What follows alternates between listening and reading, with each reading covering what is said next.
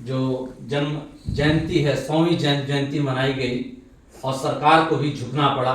लगातार इनके देहावसान के बाद से लगातार मांग की जा रही थी ओबीसी समाज के द्वारा, नाई समाज के द्वारा, कि पिछड़ों के जो मसीहा थे, सामाजिक न्याय के जो मसीहा थे और जिन्होंने पहली बार हिंदुस्तान में किसी राज्य के प्रमुख के रूप में ओबीसी समाज को आरक्षण देने का काम किया था।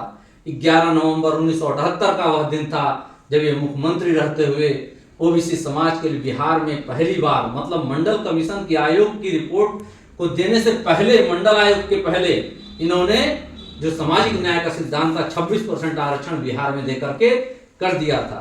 मगर विडंबना देखिए, जब ये आरक्षण लागू इन्होंने किया वहां पर बिहार में 26% का, तमाम लोगों ने बहुत जम के इनको विरोध किया, यहां तक कि इनको गंदी गंदी गालियां देने के लिए काम किया गया।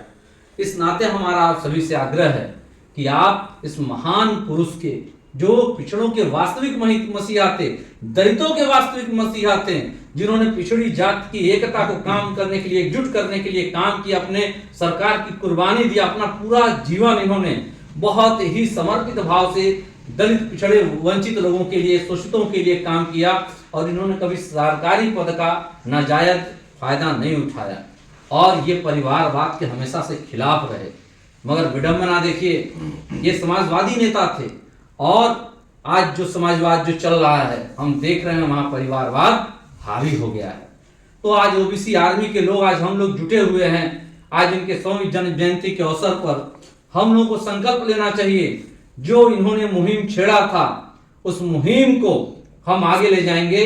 जो मंडल कमीशन की जो संस्तुतियां हैं, जो 40 संस्तुतियां मंडल साहब ने ओबीसी समाज के कल्याण के लिए दिया था, उसमें से मात्र 2 संस्तुतियों को लागू किया गया था 1990-92 में। मगर आज विडंबना यह भी है कि 38 संस्तुतियां आज भी लागू नहीं हुई। यदि वह 38 संस्तुतियां को हम लोग लागू करा लिए तो वास्तव में सच्ची श्रद्धांजलि इनको होगी। और ओबीसी आर्मी, जैसा कि आप लोगों ने सुना होगा, सीनियर लोग भी यहाँ बैठे हुए हैं, कि संसोपा जो बनी थी, संसोपा ने एक नारा दिया था, संसोपा जो कि लोहिया जी के द्वारा थी, और लोहिया जी, डॉक्टर राम मनोहर लोहिया और जयप्रकाश नारायण जी आपके नेता थे, कर्पूरी ठाकुर जी के नेता थे, कर्पूरी ठाकुर जी उनको फॉलो करते थे। तो वहां उन लोगों ने नारा दिया था, संसोपा ने बांधी गांठ, पिछड़े पावे 100 में 60। तो आज न संसोपा है न वह नेता है, मगर उनके द्वारा दिखाया गया मार्गदर्शन है। ओबीसी आर्मी ने उनके जो ये नारा था उसको अंगीकृत किया, आत्मर्पित किया और यह निर्णय लिया कि हम ओबीसी आर्मी, जो कहा गया ओबीसी आर्मी ने बांधी गांठ, पिछड़े पावे 100 में 60, और उसके लिए लगातार हम लोग 2017 से जब ओबीसी आर्मी का गठन हुआ, लगातार हम लोग सड़क से लेकर न्यायपालिका तक लड़ने का काम कर रहे हैं। जैसा कि आप लोग जानते होंगे कि ओबीसी आर्मी ही उत्तर प्रदेश का पहला संगठन है जो माननीय इलाहाबाद हाईकोर्ट में जाकर के जाति जनगणना के लिए जाकर के याचिका दायर किया और उत्तर प्रदेश सरकार को नोटिस दिलवाने का काम किया, और आज भी हम हाईकोर्ट में लड़ने का काम कर रहे हैं। और जैसा कि कहा था आदरणीय कर्पूरी ठाकुर जी ने, इन्होंने कहा था कि जब तक सत्ता में हम भागीदारी नहीं लेंगे, सत्ता के हाथ हमारे हाथ में नहीं होगी, तब तक अपने लोगों के लिए हम कानून नहीं बना सकते। जिस तरीके से इन्होंने 11 नवंबर 1978 को पिछड़े समाज के लिए इन्होंने जो 26% का आरक्षण लागू किया, जब सरकार में थे तभी लागू कर पाया, तो हम लोगों को भी पिछड़े समाज के लोगों को सोचना चाहिए कि हम वोटर नहीं बन करके रहेंगे, अब हम सत्ता में भागीदारी बन के नहीं। क्यों? क्योंकि संविधान कहता है, डेमोक्रेसी का रूल है यहाँ पे भारत में, और डेमोक्रेसी के रूल में ताकत उसी की होती है जिसके पास बहुमत होता है। ताकत क्या है? ताकत आज सत्ता है। क्यों सत्ता में? क्योंकि जो संसद में बैठे हैं, विधानसभा में बैठे हैं, वही कानून बनाने वाले लोग होते हैं। तो हम लोग को जब तक संसद में हम नहीं पहुंच पाएंगे, संसद में हमारा बहुमत नहीं हो पाएगा, तब तक हमें न्याय नहीं मिलेगा। तो आज हम लोग को संकल्प लेना चाहिए, जैसा कि अभी इससे पहले बहुत लोगों ने कहा कि आज पूंजीवाद भी हावी है। जरूर पूंजीवाद हावी है, मगर हमारे ये तमाम नेता अगर देखेंगे, सैकड़ों नेता देश में महान पैदा हुए, जिन्होंने जो पूंजीपति के खानदान में नहीं पैदा हुए थे, एक गरीब किसान और मजदूर के परिवार में पैदा हुए थे। और पहले की बात हो चाहे अब की बात हो, बहुत सारे संघर्षशील नेता हैं जिन्होंने संघर्ष करके इसी युग में, इसी काल में चरम पे पहुंचने का काम किया। वो पूंजीपति परिवार के नहीं थे, या जो पूंजीपति हैं उनके भी अगर जो वंशज रहे हैं वो कहीं ना कहीं किसान परिवार से जुड़े हैं, मजदूर परिवार से जुड़े हैं। तो ये बात हम लोग को ध्यान से निकाल देना चाहिए कि हम पूंजीपति अगर होंगे तभी कोई काम कर पाएंगे। नहीं, जिस दिन अगर आप सच्चे मन से चल दीजिएगा, आपके साथ सोचिए ओबीसी की आबादी कितनी है, देश की 60% है। विडंबना देखिए कि 1931 में लास्ट जो जनगणना हुआ था ओबीसी का वो हुआ था, उस वक्त हमारी संख्या थी 52%। मंडल साहब ने अपनी रिपोर्ट में कहा है कि भाई 52% 1931 में जनगणना के अनुसार अगर ओबीसी के साथ न्याय तभी सही होगा जब इनको कम से कम 52% की आरक्षण दिया जाए। मगर हुआ क्या, उससे पहले जो सुप्रीम कोर्ट की एक रूलिंग आ गई कि 50% से अधिक रिजर्वेशन नहीं हो सकता, तो वहां पर 22.5% ऑलरेडी SC/ST समाज को मिल रहा था, तो कितना बचा, 27% ही बचा। इस नाते 27% ही लागू हुआ।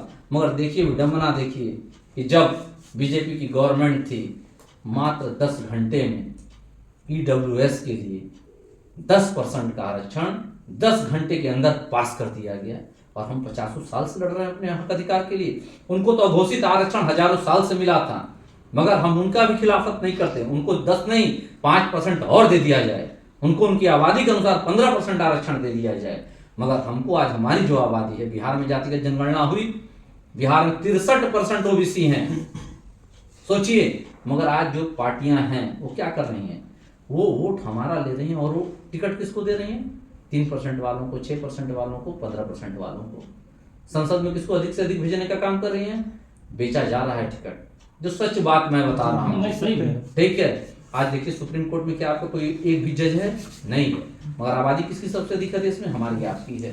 क्या सेंट्रल सेक्रेटेरिएट में आपके सारे सेक्रेटरी हैं आरक्षण के अनुसार, नहीं है। मात्र 3 सेक्रेटरी हैं जो सेंट्रल सेक्रेटेरिएट में पिछड़ा वर्ग के आते हैं, जबकि उनकी संख्या आज की डेट में 90-92 है। तो हमारे आपके लिए योजनाएं बनेंगी, कैसे बनेंगी। तो आज विचार करना होगा, जो यहाँ आज लोग बैठे हुए हैं, ये संकल्प लें कि हमको अपनी राजनीतिक शक्ति लेनी है और अपना योगदान जो भी हो सकता है, किसी भी तरीके का योगदान, शारीरिक, आर्थिक, सामाजिक, जो भी योगदान हो, जितना हमारा अलाउ करता है वो हम जरूर करें एक संगठन के साथ। मगर हमारा भी कर्तव्य होता है कि हम ईमानदारी से काम करें। ये हिंदुस्तान की दूसरी पार्टी होगी जो केवल और केवल पिछड़े समुदाय के लिए, दलित समुदाय के लिए और माइनॉरिटी समुदाय के साथ चलेगी और केवल उन्हीं को टिकट देने का भी काम करेगी। और जो हमारी मांगों को मानेगा, जो हमारी बातों को, जो हम लोग कहते हैं जातिगत जनगणना कराई जाए, वही बताइए। जब आपको जनगणना से मान लीजिए बाराती आते हैं, हम लोग के वहाँ कोई कार्यक्रम होता है, बारात आती है, तो पूछते हैं ना कि कितना बाराती आएंगे, उसी हिसाब से व्यवस्था करते हैं, 400, 500, 1000, 2000 के हिसाब से। मगर जब हमको संख्या नहीं पता है तो हम कैसे भोजन बनाएंगे उनके लिए, स्वागत के लिए। तो हम लोगों ने यही मांग करें, जातिगत जनगणना पहले कराओ, तब आप बताओ कि कैसे आप आरक्षण दे रहे हो। आप तो मतलब उठ के मुंह में जीरा हो रहा है। तो हम लोग जातिगत जनगणना की मांग कर रहे हैं। मंडल साहब के जो 38 मांगे बाकी हैं उसको पूरा करने की बात कर रहे हैं। संसद और विधानसभाओं में आरक्षण की मांग कर रहे हैं।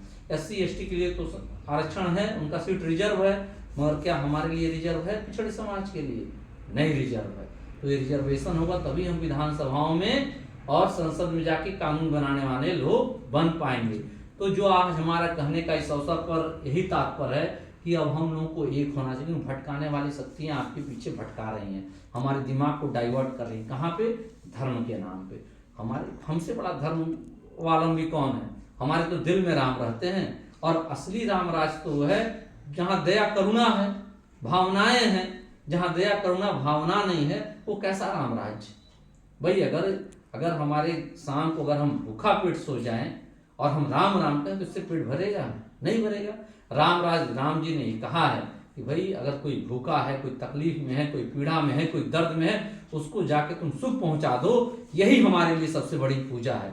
तो हम उस पूजा के पुजारी हैं, हम उस राम के भक्त हैं। तो राम हमारे लिए आराध्य है, राम हमारे लिए श्रद्धा का विषय है।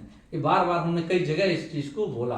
तो आज हम लोग संकल्प लें कि माननीय कर्पूरी ठाकुर जी के जो आदर्श थे, जो आचरण थे, जो सिद्धांत थे, उसको हम पालन करते हुए और ओबीसी आर्मी को अपना सहयोग प्रदान करेंगे। और जो आप लोगों का मार्गदर्शन भी होगा, देखिए हम 100% फुल प्रूफ नहीं हो सकते, आप लोग भी अनुभवी लोग यहाँ बैठे हुए हैं, तो आप लोग भी जरूर राय दीजिएगा कि क्या और होना चाहिए, क्या सुधार करना चाहिए। इसी के साथ धन्यवाद। जय हिंद, जय भारत, जय ओबीसी।